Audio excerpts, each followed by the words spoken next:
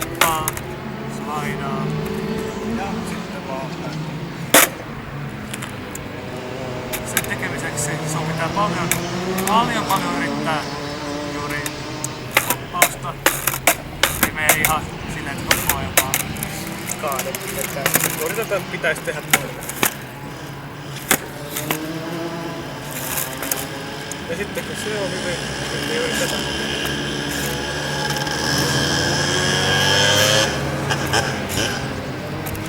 Sitten kun saadaan ne yhteen, niin hyvin onnistuu. Mutta se on ensin, että pitää paljon harjoitella. Se ei mene ekalla tai tokalla, vaan aluksi se on paljon juuri tämmöstä, että hyppää paljon taas tikkusta.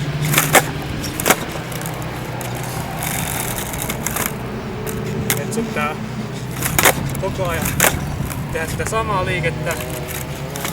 No sanotaan vaikka, kokeilis vaikka tunnin päivässä jopa sitä olleita yrittää joka ikinen päivä tunti. Sitä samaa vaan, että menee paikallaan johonkin tai jopa vauhissa, että menee ihan kunnolla kovaa.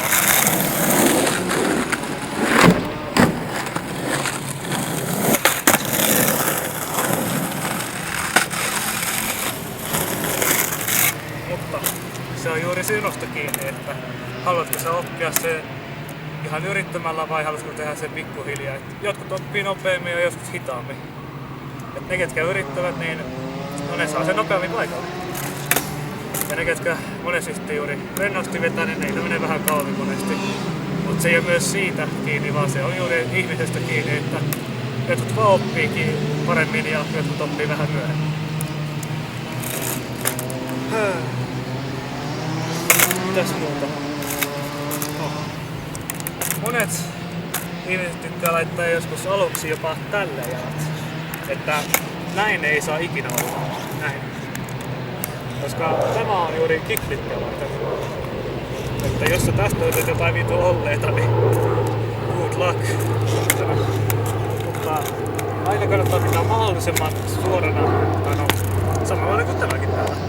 Mahdollisimman tälleen, koska siinä on enemmän flikkitilaa. Koko kenkä tässä flikkaa. Ihan koko kenkä. Ei pelkästään vaan tämältä. Et kannattaa käyttää koko kenkää. Kaikkea.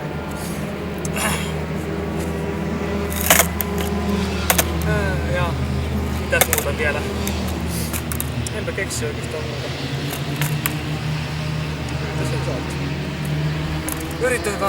Yrittäkää. Jumalauta. Oikein.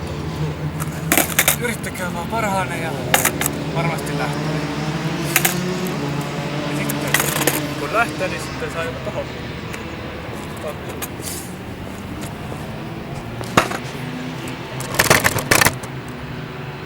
Tommosenkin yli pääsette sitten. Sinne pääsette. Siellä on kivaa. Sitten kun saatte vielä sinne päälle ja sitten vielä alaskin, niin jumalauta, teillä on hauskaa. Teillä on vitu hauskaa.